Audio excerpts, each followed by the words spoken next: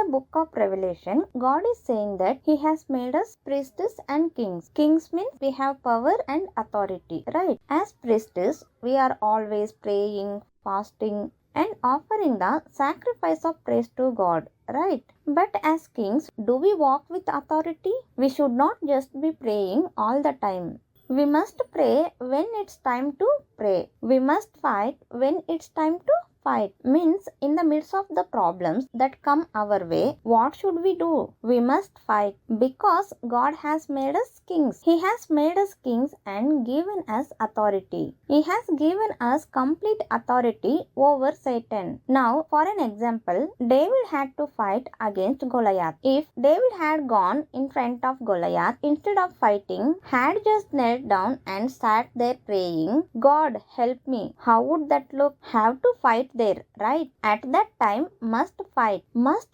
when it's time to fight, and pray when it's time to pray. David always fought when it was time to fight and prayed when it was time to pray. Just being called a king is not enough. What kind of qualities a king should have? Looking at the David, we can see he prayed during the time of prayer, and when it was time to fight, he went with faith and courage in God to fight. But look at Saul. When Goliath came, for 40 days the Israelites and Saul were afraid and just kept praying. But David, with faith and courage, believing that God would help him, went and fought. Similarly, when problems come our way, it is God who gives the victory, because it was God who gave the victory to David. David did not do massive complex fighting or struggling there. When we also confront Satan with authority and speak to our problems with authority, then God gives us victory. At that moment, we should not sit there and saying,